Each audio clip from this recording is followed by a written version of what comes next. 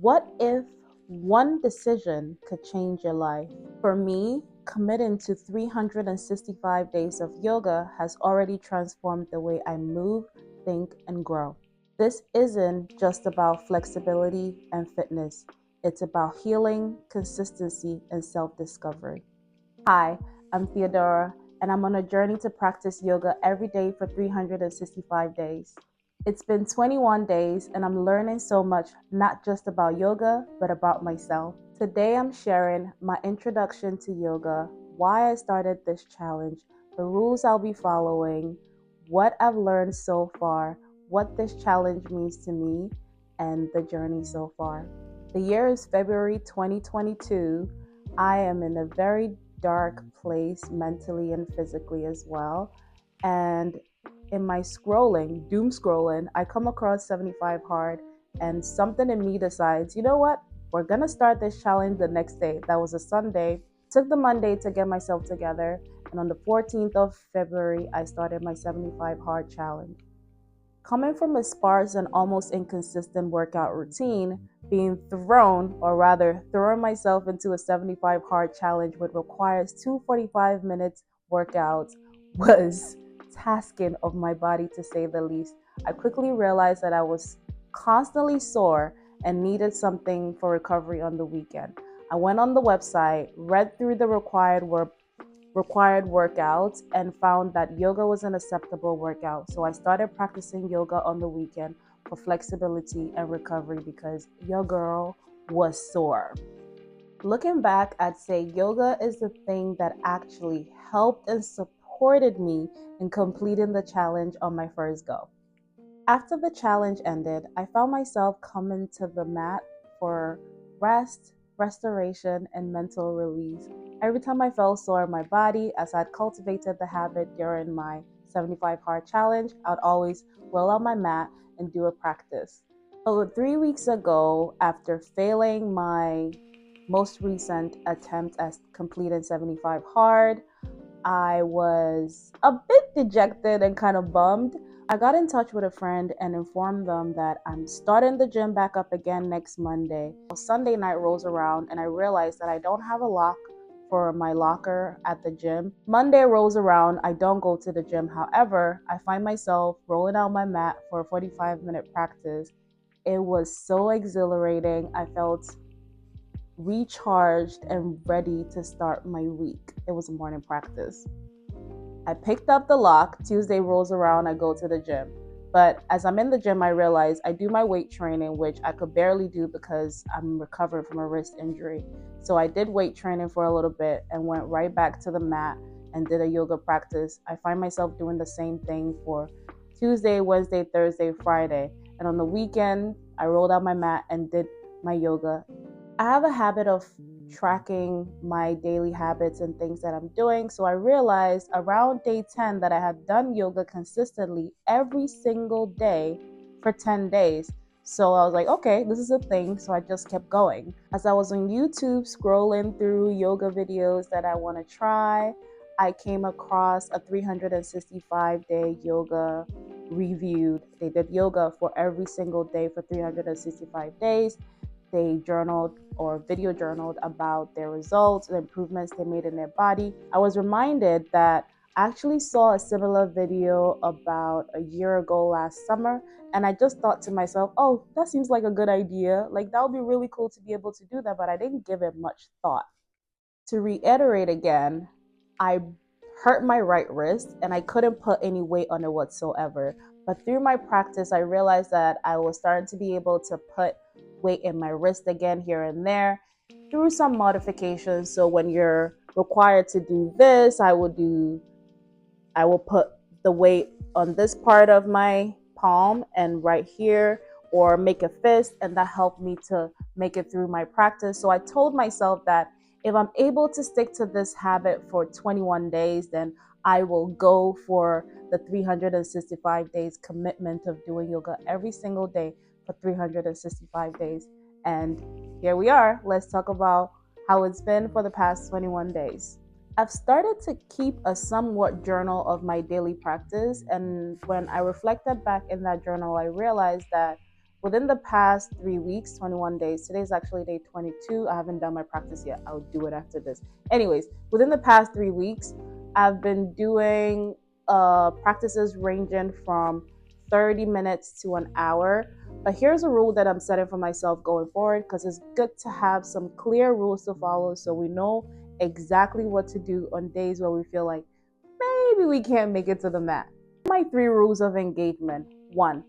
Every day when I come to the mat, I am to practice yoga between 20 minutes to an hour. 20 minutes because it's short enough that even on the days that I feel like, I want to miss today, I can give myself 20 minutes. And an hour is enough to explore and challenge myself on the days when I feel incredibly energized. I'm allowed to make modifications during classes that are especially challenging or my wrist is getting in the way, but I cannot quit. So if I click on a video to do, let's say I'm doing a 30 minutes practice and there's something going on in the video that is too difficult, I can always adjust, but I cannot quit. This actually happened to me. On day 17, I tried Ashtanga yoga. In my mind, Ashtanga is like God level yoga because it's repetitive poses over and over again, and you go through different sequences and they progressively get harder. I have never checked my watch so many times during any type of workout that I've ever done. Within 12 minutes into the practice, I was feeling lightheaded. But what did I do? I just slowed it down, did not go at the pace of the yoga teacher. And yoga teachers are really fantastic in reminding us to honor our bodies within our own practice, because your level of flexibility will change from time to time.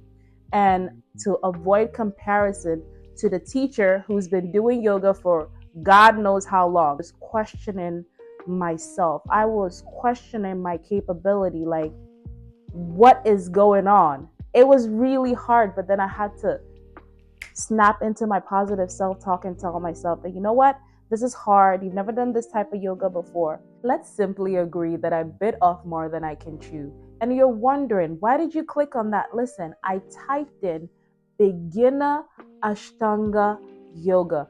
Maybe where I went wrong was that 1 hour practice that I inserted into it.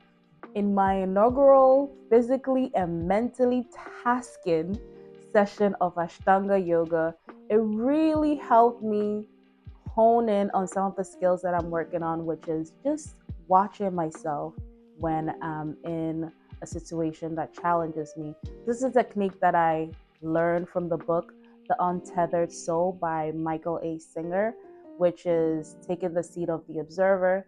So I was watching the internal chatter that was going on in my head as I was going through these sequences, as I was watching this incredible yoga teacher perform all these incredible feats that my body just could not perform because I don't have the skills, I don't have the practice, I'm a beginner, and I bit off more than I can chew. However, I also found myself being encouraging to myself and telling myself that I can modify. I found myself encouraging myself to try and back off if it's too much, and not simply just shy away and quit, turn off the video, feel defeated, and just revert back into doing some other unhelpful things. So taking the seat of the observer has been one practice that doing yoga every single day is helping me hone. And if you realize that as I'm talking about yoga, I keep saying my practice, my practice, my practice. This is something that has developed over the past 21 days of doing yoga, because I never called yoga my practice. It was just yoga. I did yoga. But now when I talk about yoga, I find myself saying in my practice as I was practicing yoga today. So that is an interesting thing to note. Growth is the goal. The goal is to show up every single day for the next 365 days, no matter what that looks like. Whether it's a practice where I feel like, ooh, I really don't want to be here, or a practice where I feel like, okay, I've done this. The sequence are becoming boring. It's the same thing over and over again. It's starting to feel mundane. The point is to show up every single day. At the end of these 365 days, if I'm able to do some of the really cool poses like a headstand or those reach and grabs. I feel like that would be really cool. But being able to show up every single day is the goal. And I'm also really interested to see what happens within this year. I really don't know what to expect, but I'm very open, taking a beginner mindset.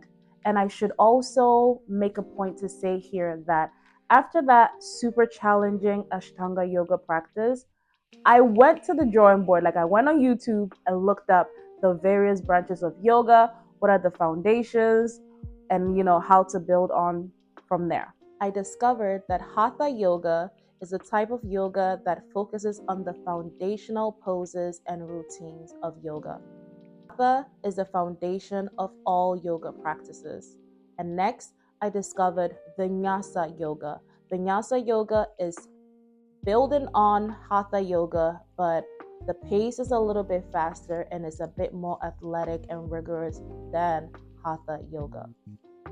And of course, Ashtanga. Ashtanga is a more advanced practice where it follows a regimen of 12 poses, and the poses are done within a certain sequence and it's done specifically in a certain order within the practice. There is also Yin Yoga. I'm familiar with Yin Yoga because I love Yin Yoga. It's very restorative. It's like a warm hug to your body.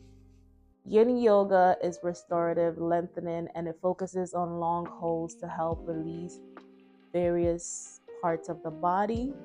To be successful in my 365 days practice of yoga, I'm going to be focusing on Hatha yoga, get the foundations really dialed in so I'm able to do Vinyasa practices as I get stronger within my body. I have tried Vinyasa yoga as well. Doing yoga in a crowded gym is the final boss of getting over the fear of being seen, because Shavasana in a crowded gym, happy baby in a crowded gym is wild. It's wild.